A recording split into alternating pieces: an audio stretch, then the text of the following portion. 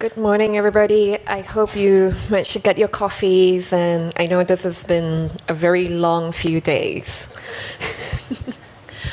It gives me great honor to be here, so thank you to the organizers, Stephanie at Basel, for inviting me and all of the speakers here.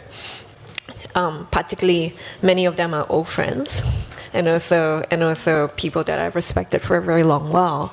So before going further, I think we're just going to look at the title of the panel itself, Decolonizing Ethnography, because at this point, when we had a bit of a pre-discussion before, there was a bit of anxiety as to what does it mean to decolonize ethnography, but even much more because there was also an image that came out on Facebook this morning that was like really, really funny as well, talking about anthropology and ethnography, which are sister disciplines that cannot be separated really much from each other. Both of them are constructions of the colonial powers in terms of knowledge system. And for us, one of the questions that we really wanted to talk, what does it mean to decolonize ethnography? Or do you take them together? Or do you separate them?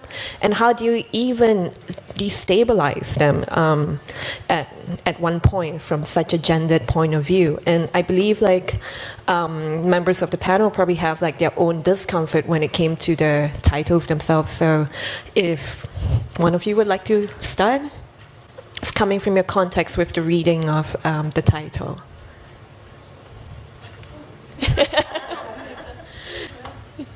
I-Lann?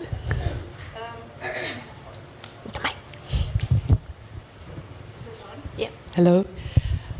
Yes, it is a mouthful, the title, and a lot of my practice has been dealing with colonialism and ideas of decolonization and post-colonialism, and I don't think you can separate ethnography and anthropology from colonial history. So that sort of always within it, but I think that there's many forms of colonialism and neo-colonialism, so it does complicate the matter. Also in terms of the second half of the title, which is contemporary representations, what that might mean, whether it's in a museum setting or in general. So it's a very wide title. Qinyi, you mentioned also the gender aspect of... Correct. Yeah. Particularly because when we talk about ethnography, the genesis of such a discipline itself also comes particularly, that's been theorized by Levi Strauss, Marcel Mauss, and this idea of the gig economies, right? So within the gig economy theory, women were never part of this discourse. They were always part of this, one would say, wares as part of this gift exchange. So through building up this lens, I was just wondering, because one of the things that we spoke about is how we deal with ethnographic materials or going through the lens in art making, and where is the female narrative in this, or is there do you have a consciousness as a female artist going through this kind of approach? Can I just add, and then I'll pass the mic on to you guys. There's this great essay by Ursula Le Guin called The Carrier Bag Theory of Fiction, where she talks about how through history there's been an approach to it, sort of the telling of the world, the telling of humanity through the pen and the gun, very sort of phallic objects. And how she was theorizing about this carrier bag or a basket, and about how in the contemporary world with climate change and the anthropocene, how to start addressing the world, to address it less with a gun, less with a pen, but more through a basket, which is also in my mind a female anatomy, if you like, of carrying the world's burdens and problems and points of view within within a basket and addressing them holistically through the basket. And this was also expanded on in Donna Haraway's Staying with the Trouble. So I think that that's also a really interesting way to approach ethnography or anthropology, in a sense of not looking at it in a position so much of power, but within community, within a basket of addressing each issue through that means. It's a different emphasis and also a gender shift, I think, in terms of power. Kia ora koutou katoa, ngā mihi nui, kia koutou. Ko Lisa Reihana, taku ingoa. Thank you for inviting me here today. I have to start with some language from my home country, which is Aotearoa, New Zealand. And I just wanted to pick up this idea of gender and really Maori philosophies, because one of the things that underpins our customary practices is how male and female travel together in an equality, and how the process of colonialism has really upset that apple cart. But I just wanted to respond to what you were saying, I-Lann, with regard to the notion of the basket, because in our histories there are the three baskets of knowledge, of which a man goes to rise up into the heavens to bring back, to share with everybody else. So again, there's always these dualities that are within our histories, but a lot of them weren't recorded. So what you end up with is a skewed version of what it is to be of the Maori race and our particular philosophies. When I was at art school in the 1980s, there was a really big discussion with regard to the fact that Maori women wouldn't speak outside, and it was very overlooked because there are, in our ceremonial processes, it's actually the woman's voice is the first thing to be heard. And one of the practices that was very natural was to compose songs and poetry at a first moment in time, and it's actually the woman is the first voice to be heard, and the woman's voice actually opens up a space for everything else to happen. So it's about those kind of notions of cultural safety and how men and women and those gendered things kind of back each other up. And I'm trying to find those moments of equality because that helps me feel like I have a voice to make work from, as opposed to when I was going through art school in the 80s, and there was this idea, if you didn't have your language, you couldn't call yourself a Maori artist. And I felt that was a taking away of the voice, because I certainly couldn't call myself French or something else. So I think we can stomp down on people, just slip into these ideas very, very easily. Hello, I'm Gala Porras-Kim, I'm an LA artist, and thank you for inviting me.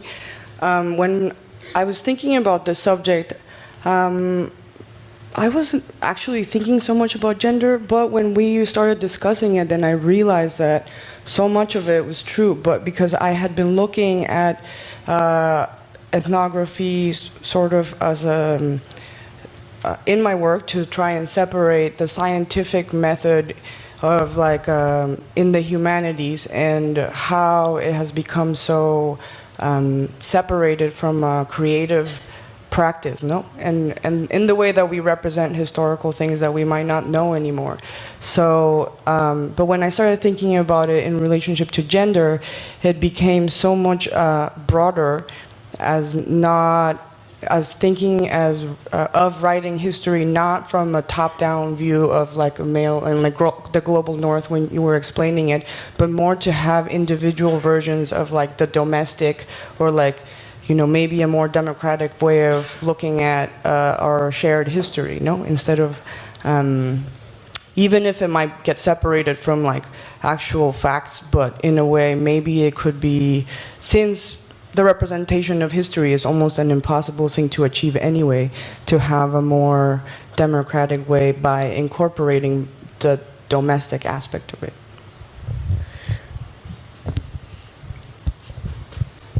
Hi, I'm Shari Tsai. Thank you for having me here.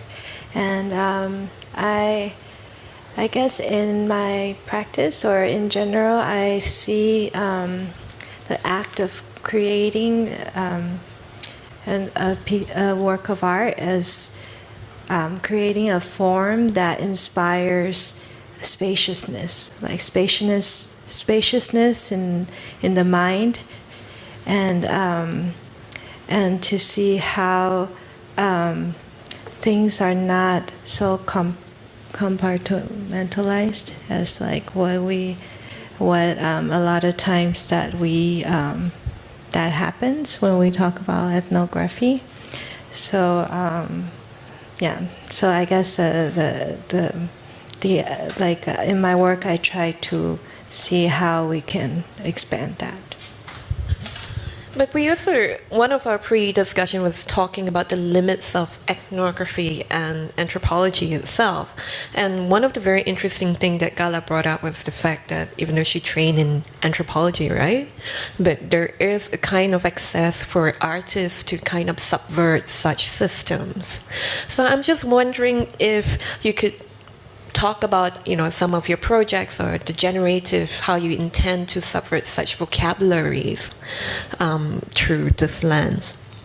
Well, I went back to school after grad school with my art degree, but in humanities, just because if I was going to look at a subject, then I wanted to know the actual methodology of the historical field, so I could think about, you know, how it actually functions instead of projecting how it would be. And so I actually was working, when I was going back within the humanities, I thought that since that field has already been so defined by like the history of the field alone, then people within it, it's more difficult to try and just question it from within, because everybody needs to get a job. You know, it's like you have to have a teaching job, and so like there's a specific career path that is sort of harder for people to get out of to do that. But I thought as an artist, you don't have sort of any stakes in that sense, and so you can use the methodology within the system to try and use the language of anthropology to question it itself, no? So, what was I trying to say? We were going to, and also like you were talking about how you use it as a generative kind of methodology. Oh, that's right, yes. So, you know, the first, I made a couple of projects about language in Oaxaca, which were complete 100% artworks, but I decided to show them first in history and language conferences because I wanted the work to exist within both fields altogether. But once I was there, I realized that in the panels in the work that other people were presenting, everything was descriptive. So it was like seeing a subject from like descriptive form, and instead of actually doing the thing that it was describing, no? So it's like, how can we do this? How can we do that instead of actually being a generative thing? So then that's how I thought that as an artist, we could be more generative too, because we can actually make things. Do you share the same view, or? I'll talk from my perspective. I come from New Zealand, and so that's actually the last piece of land on Earth that was populated by people. So, which is really interesting to be the last, because by that time, I suppose Maori came to New Zealand in the 1700s, 16 to 1700s. The British, French and Russians, they came around the 17 to 1800s.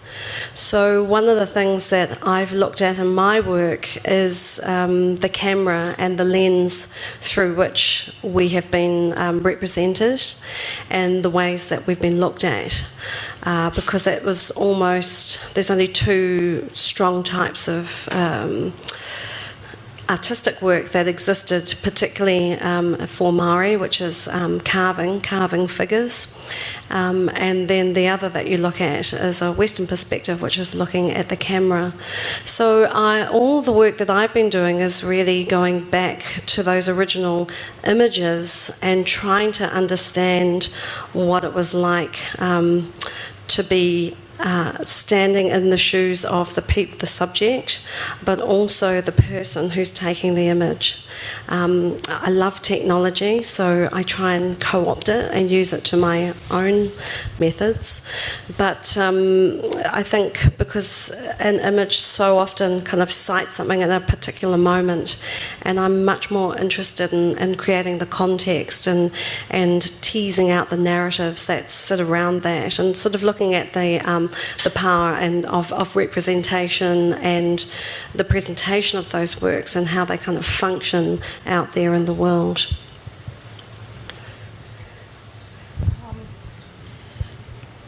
Such a big subject. One of my series, Picturing Power, addresses sort of, I call it sort of the violence of administration, and it was through kind of a colonialist ethnographic lens of how do you colonize someone? How do you study someone exert power? It's a really interesting dynamic. So the series attempts to have a historical lens to kind of understand the violence of admin, which in my mind is the surveyor, it's the photographer, it's education, it's collecting data and then indexing this data and then defining you for yourself. But it wasn't so much about history, but about how power is learned, tools and methods of power for contemporary times, on how one goes about suppressing other people within contemporary times. So within a country like Malaysia, we have very interesting dynamics between East and West Malaysia, the Malay Peninsula and Borneo, Malaysia. I'm from Borneo, Malaysia, and there's all these undercurrent issues about representation, about having a voice. So these issues, for me, are not necessarily about global north, global south, but even within a singular country of exerting a majority of people exerting themselves over a minority. And as a country that had colonial past and colonial histories, how this power is learned. And I also think in terms of dealing with these issues, there's a degree of activism that naturally sort of parallels it. There's a fight for something. There's an argument to assert something else, to fight back or to claim space. That in terms of contemporary representations is an important part of this, of decolonizing something, is to fight for something else. So I think that activism part is something that I'm conscious of in my work. It's somewhere within there. There's always a battle, and it's around assertions of power, or whose power over whom, that kind of thing. In one of my projects, I was working with an indigenous group in a small island off of the coast of Taiwan. And when the Chinese nationalists, the Kuomintang, first arrived in Taiwan, and they're developing the economics of Taiwan, they start to build they decided they were looking for a place to build a nuclear waste facility, and then they decided to build it on this island that was occupied by indigenous people, and they went onto the island, and then they actually lied to the local people and said that they were building fish cannery to support their economy. And then it was only till and at that time in the 80s, actually people didn't really know what that was, and then the damage that it would do. And then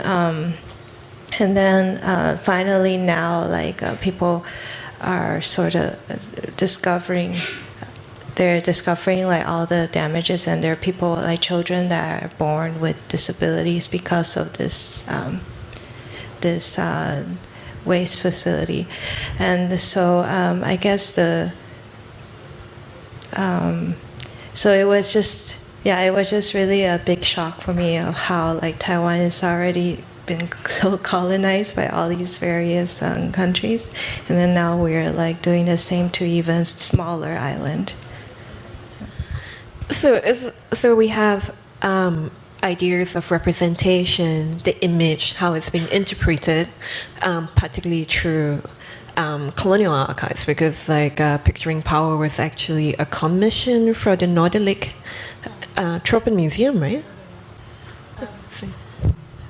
It was part of a workshop organized by Alex Supatono, who was doing his PhD at the time in Edinburgh University. So he gathered a few of us working and studying the image in Jogja, and we were looking at, as part of his PhD research, or sort of a collective look, if you like, at colonial imagery that came specifically, well, a big part of them came from the Tropen Museum, but they came from elsewhere as well, and they were images made during the colonial period, and it was looking at sort of a history of photography through that post-colonial lens, and then trying to unpack what these images could sort of reveal, I suppose. So it was part of his research, sort of a collective think, I suppose. So it was a result of that great 10 days. Yeah. So coming back to the present itself, because there was a question that we kind of frame it asking, like, what does it mean to represent it within contemporary art, or even contemporary art spaces or museums, given their, well, one would say the genesis of museums being colonial instruments of education.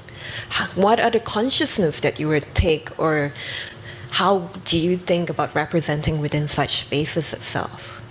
Are you careful, or is there a bit of a fetish going on? I think that sometimes there are some projects that cannot fit inside of an institution, and you can only see them through a slide. So, for example, I have some slides here of a project that I did in the south of Mexico, in Oaxaca, where it's always in collaboration, because so much of the actual content of the work I cannot even provide, and so the project was to generate a individual writing system for the Chatino language in south of Oaxaca, which had not been written down before. And there was a professor who gathered a bunch of elder ladies from the town just because they were elders, and because they didn't know that much Spanish, they knew the most Chatino.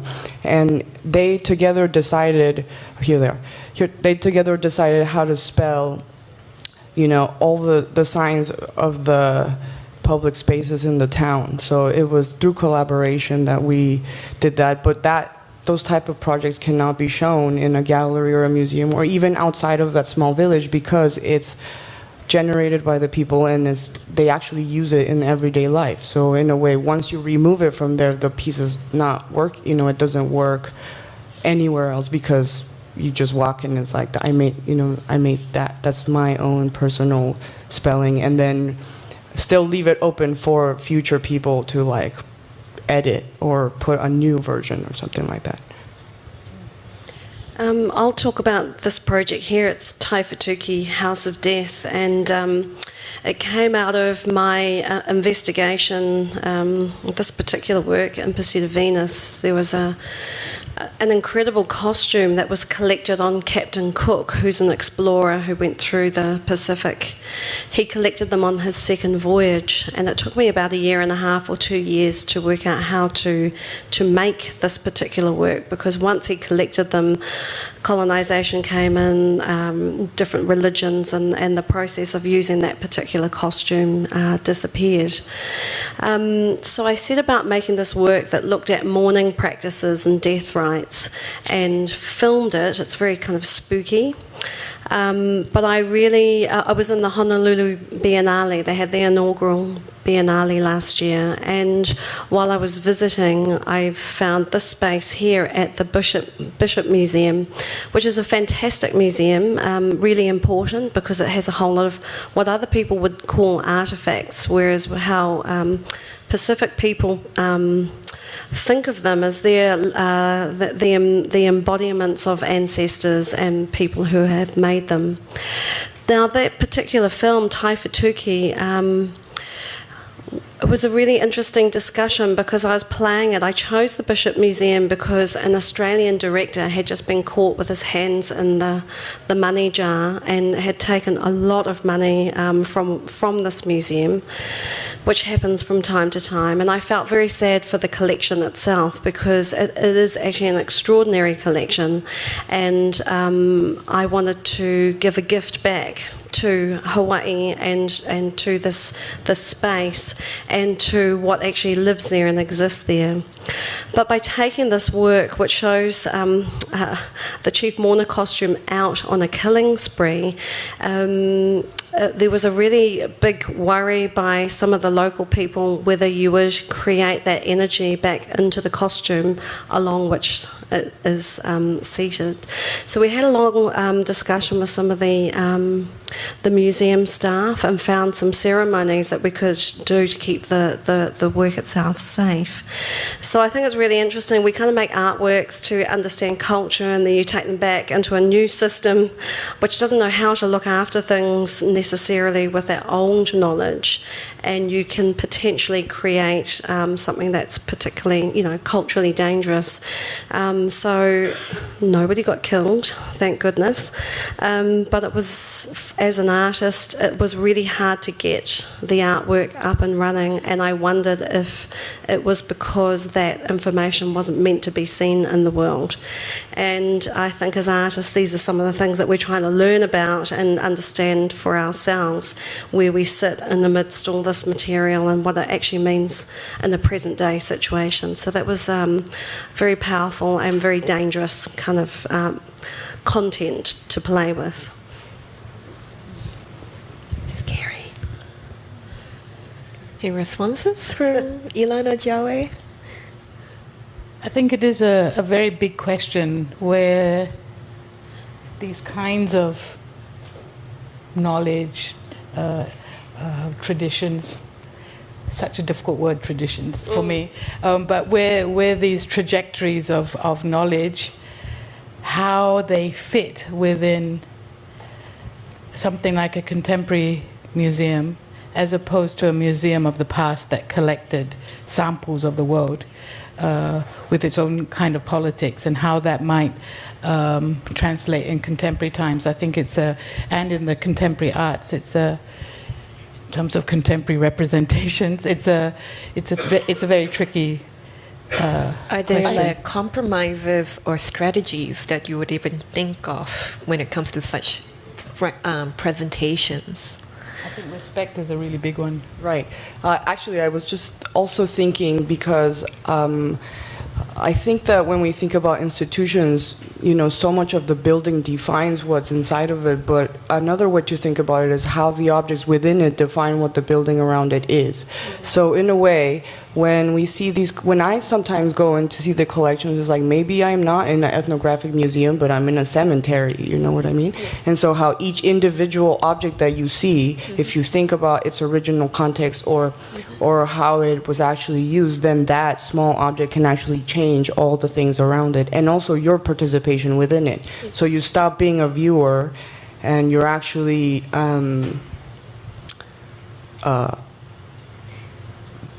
acting in response to the object itself. And one of those examples is that recently somebody told me in a museum in the US that there was these artifacts that meant to be fed. So then they had to hire they had to tell the curator that they had to feed it corn. And so, it's just sort of dealing with the anxiety of the institution to maintain the object and not damage it, but if it's a purpose of it, to just sort of bend to that, and also to have it actually not be this object to view that is over there, but actually help it be in its original form or closer.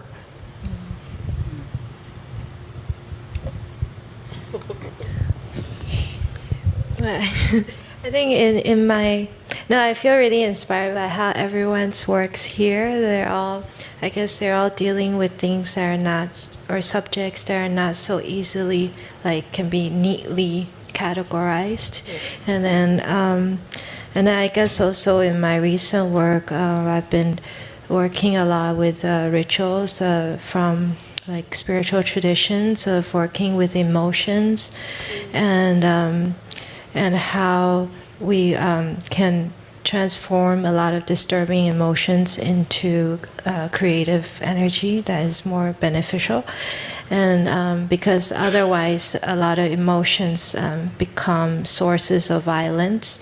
And then I guess in the topic today, I feel like it is something that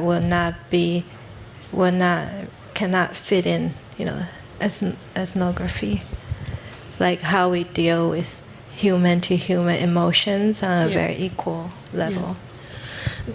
But in which that you see it as an artistic practice, I think that would be, because we talk about subverting, we all understand the origins of ethnography from a top-down view as to what is happening, and your practice does in some way try to subvert that. But there are also issues with regards to presenting it again in contemporary art. How do you see the object? How do you create that kind of a variance of a view? So one of the things that we talk about activism is also the audience. And what does it mean to show it within a contemporary art space was something that I wanted to question, because the audience who goes to a museum or even a contemporary art space would not likely have the tools that you already have to understand what you're trying to show. And are there any instances or strategies that you actually tried to work with to actually create an understanding? I've got two slides here that are not directly my practice, but in a way it's my other life, which is a social life. And artists do have social life, right? And one is a community project led by a Facebook page at the time. It was a couple of years ago, 2012, where the audience, or for me it was a deliberate, to get involved was to step away from the museum as the center, and to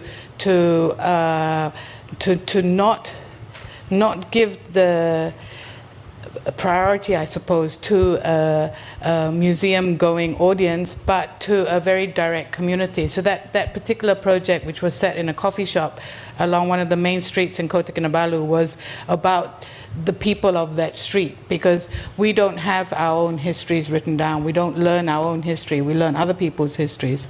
And it's very damaging for a community when you can't talk about your own history with any kind of authority. You speak with authority in your mind, but you're not reinforced by publications and text necessarily.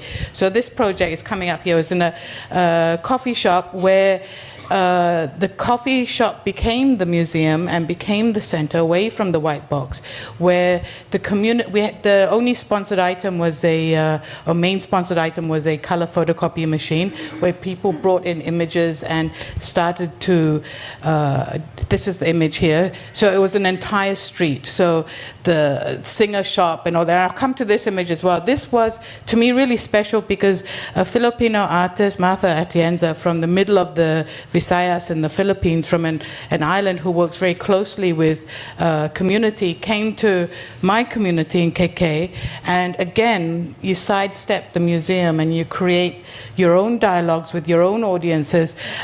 Community to community is still in a way ethnographic, in the sense that you learn about people and another community, but there's a different kind of power structure and ownership when you have direct conversation between communities to share and to exchange and to learn from each other. So it was an artist talk that spoke directly with another community that's a neighboring community. Eventually, work will probably end up in a museum, but along the way, the conversation has collected voices and become wider. And to me, that's a really important, empowering aspect of making art. It may not be an object, it may be a conversation, but it becomes fatter somehow, you know, more inclusive, more voices. Yeah. Also, sometimes when I presented projects in institutions, I always think about obviously audience, no? And so sometimes when a project is not, maybe the audience is not meant to be the actual public, but the institution itself. So just by presenting, I did a project in LA about naming of ethnographic West Mexico ceramics that were in a collection, and it was about how to remove the collector's name from the public collection, because he had said in the contract that by selling them, his name always had to be shown with the ceramics. And so, in a way, of course, it's kind of sensitive subject for the institution, because they need to be like making other donors happy and like giving them all this thing.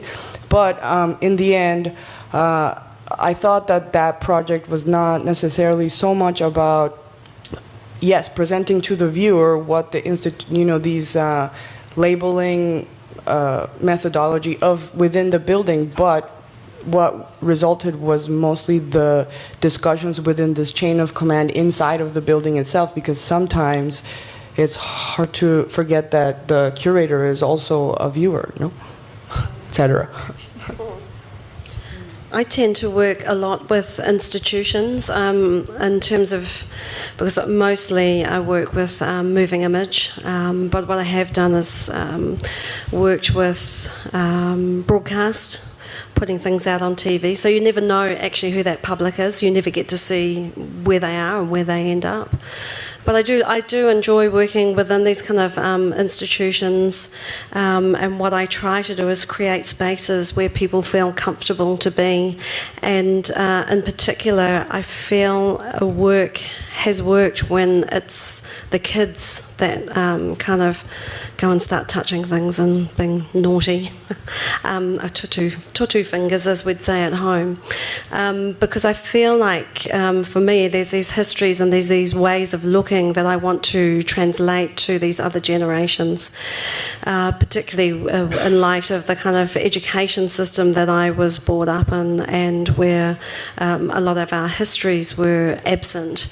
So for me, I feel like it's an opportunity to share what I know, and I tend to do a lot of artist talks and do a lot of workshops and go out to schools and things, and for me that's a great way of just kind of breaking down that sort of system and creating space for people to come together. I mean, much like some of these things, I mean, they're different, but it's another way of kind of engaging directly with I always think all the work is really important in relation to the next generation.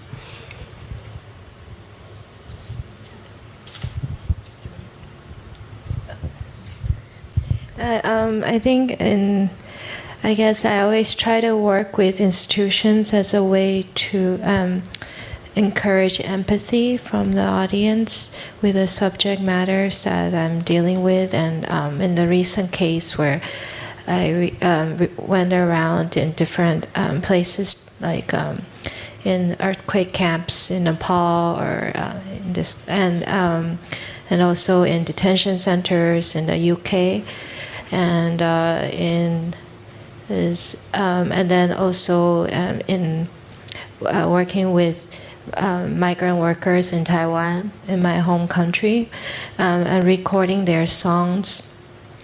And through their songs and the emotion that they express, it almost doesn't matter where they're coming from. And the point is, I guess, just the sharing of the emotions and understanding. Charwei, I just wondered how you went about meeting with these people. Is it through an organisation, or is it through word of mouth? Is it through friends of friends? How do you set up these projects? For instance, like working with the refugee people, how do you go about creating that space? I think that Yeah, for example, it's very different for each project. So, for example, in a project in Nepal, I was invited there for academic workshop, but I just randomly came across these earthquake camps. And then it was already 2 years after the earthquakes, and there were still thousands of people there left in these makeshift camps. And so, just out of curiosity, I stepped in, and because my husband, he's Tibetan origin, so like we went around, we spoke with these people, and to understand their stories, and then just really quite spontaneously, we were interested in recording the songs as as a project or for ourselves, and then because an institution, the South Bank Center in UK, I guess they came to know about this piece, and then so they invited me to work on a project with them, and then with them, it was a very different approach because they had so much resources. They've been working for decades with various communities in the UK, so I was able, like through their resources, to go inside the detention center and to work with a vocal therapist and work with people in the detention center, whereas I probably wouldn't have the resource to do individually. So I guess I sort of work with both different ways depending on the subject. Yeah. I think just to round up, because we probably have to open to the floor soon, but just a bit of a question as well, because like we spoke about creating space, we spoke about the problems of decolonizing ethnography, because it's both like sort of a very big conundrum, since one comes from the other and the other one is constructed through that.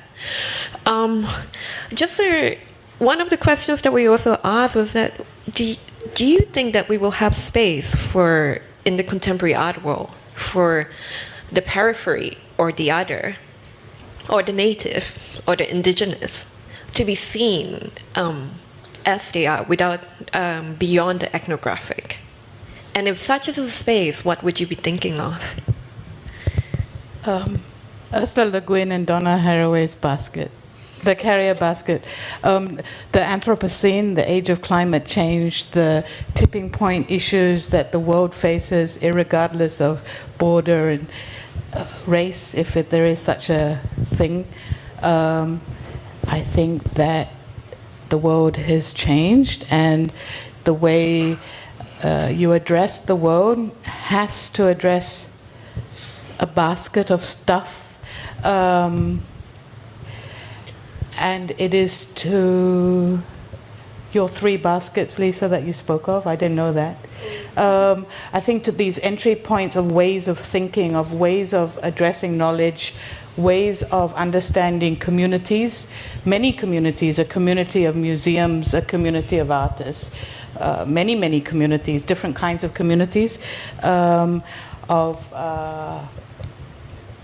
collecting baskets of stuff versus the pen and the gun, I think.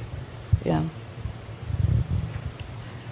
I think also another way would be to have it be okay not to know things, because I think in a way with ethnography and the field is mostly like always in the search to define things, but maybe it's okay not to know and to,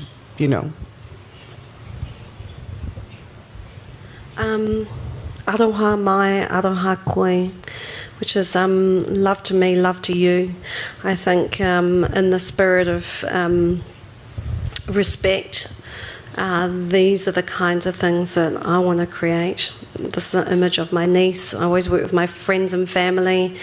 There was a catch cry in the 70s, act local, think global. What you do at home represents how you would want the world to be. Certainly, I've spent a long time, I spent 25 years teaching in the education system because it was so bad in terms of how it treated my father and him as an Indigenous man in his own country. here's a show where we did a welcome to country with local Aboriginal people, just always trying to create space. I think the world wants it and the world needs it, and we're here to give it to everybody. Yeah, I feel sad because of what's happening for Mother Earth, but I think the artistic practice is something that's really important that we need to model for the world, because we are the philosophers of the future.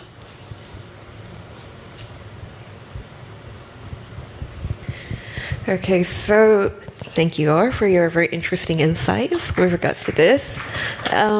We're just going to open to the floor for any questions or burning questions. We have another 9 minutes for the audience.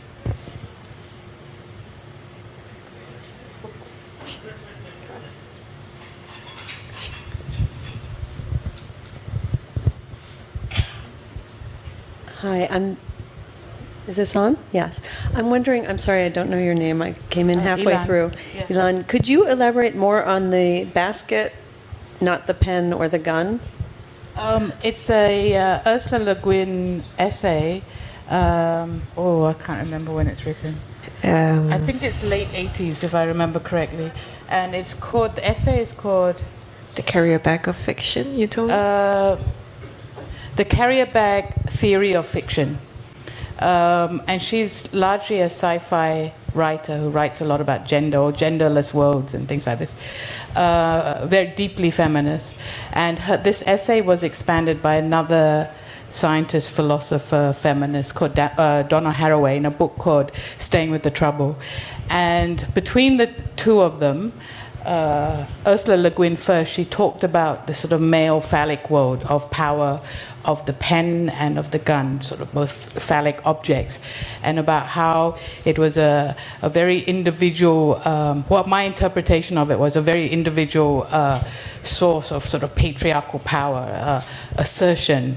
And she talked about, Donna Haraway expanded on that and talked about a need to, in this age of climate change and the Anthropocene, to move towards the community, a basket, which in my mind is also, the uterus, the vaginal cavity, if you like, very feminine conceptually, and also in terms of the carrier bag basket and all of that. In my mind, it's a feminine thing, but she referred to it in terms of a collection of Donna Haraway, in terms of a collection of troubles that each is addressed through community, through multiple points of view, multiple entry points, with a more holistic and inclusive way of addressing any subject matter that may be in this basket or carrier bag of issues that a community may have. So to me, it really resonated with me in the way, how do you approach something, and where do you place power? Do you place it with individual? Do you place it? Do you disperse it, but collect it, into a vessel? So I found it a really beautiful metaphor of a way of navigation and looking at things. Yeah.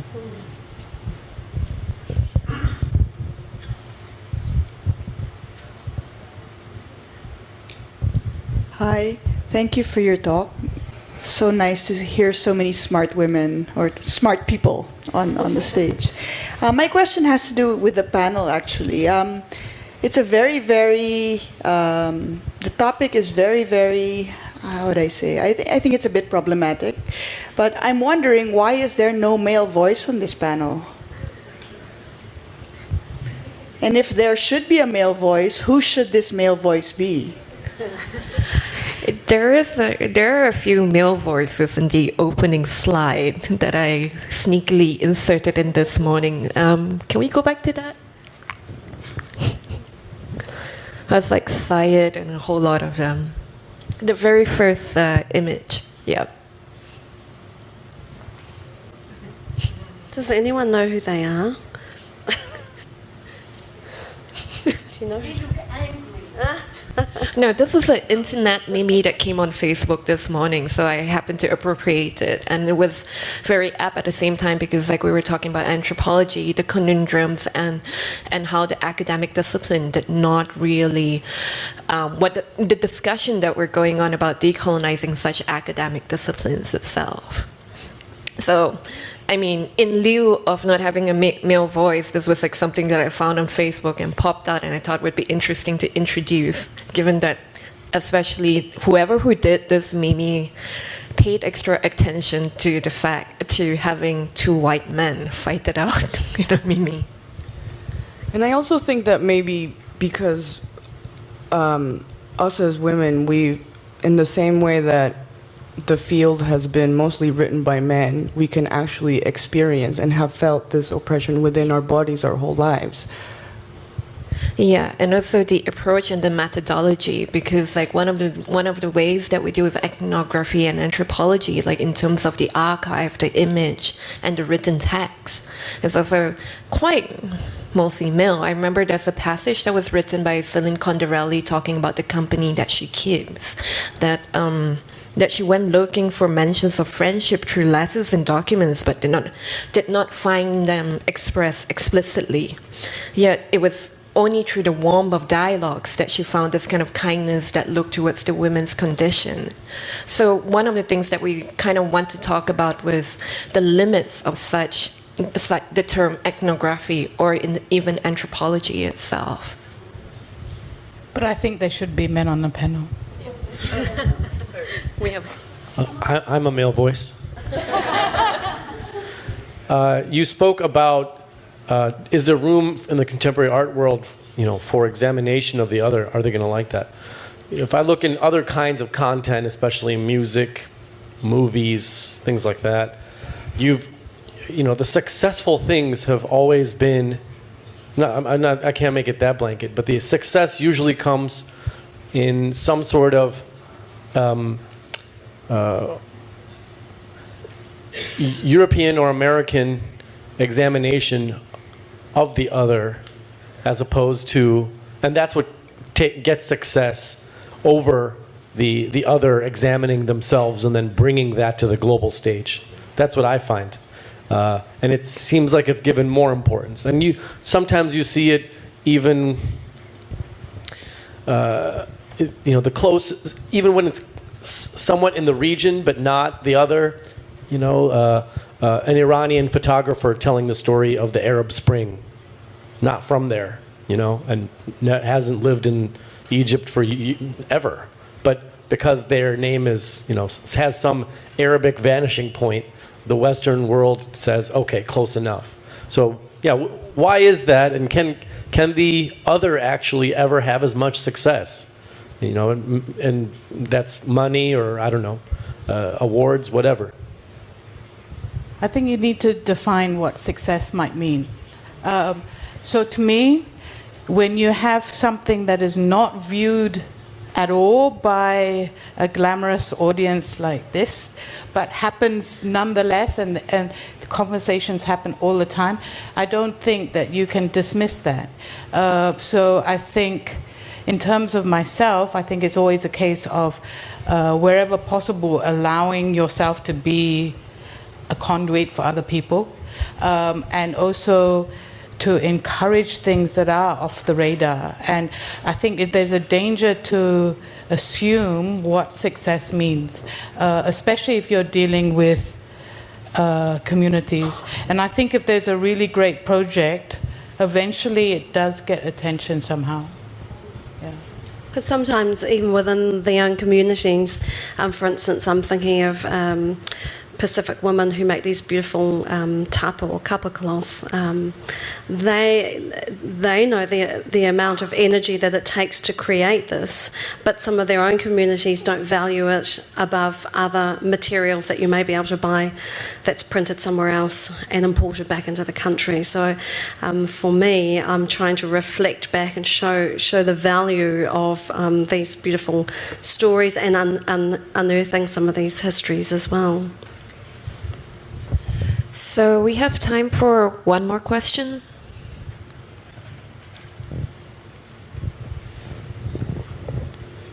Hi, I'm just bouncing off what Lisa said earlier about how she favors creating spaces that are comfortable. And we think you guys all kind of touched upon this earlier when you said maybe we should try and decenter from the museum and put it in public spaces. But to what extent do you welcome uncomfortable spaces, spaces that, cause people to confront their colonialist past? And how do you all try and do that? That's a long essay. Well, I think that uncomfortable is actually pretty good because then it's the space where you can actually assess the structure of whatever it is that is having a problem, no? So, I mean, maybe uncomfortable is actually one of the best settings in which work can actually present itself. They're productive spaces, and the thing is to be brave and confront it. And so when I was talking about that, what it meant to take this film and show it within this space, it was very highly problematic, but what I did was talk about it very openly in a community, because then you get to talk about these things and what they mean, and then there's this sort of shared learning. So it was highly productive, if uncomfortable space. Gala also mentioned the example where there was that artifact that they had to feed the corn to, and that was like a level of discomfort for the staff in the museum itself. Like, how do you subvert like the conservation efforts or jumping through such strictures of like so-called bureaucracy? Because this is a discomfort that is meant for that where, older traditions cannot be sustained within our current contemporary framework itself. And it's also to keep in check the mission statement of the institutions, you know what I mean? Because I think sometimes a lot of the statements of like openness to the public comes in conflict with the actual function within it, no? So in terms of that, it's like, well, if you're trying to be like, they're talking about being generous, but it's also when it comes in direct conflict with actually the history of the field, then you can see which side will be, no? Yeah. Okay, I think we are over time. So thank you all. I hope you had a good session and see you around. And thank you to the speakers.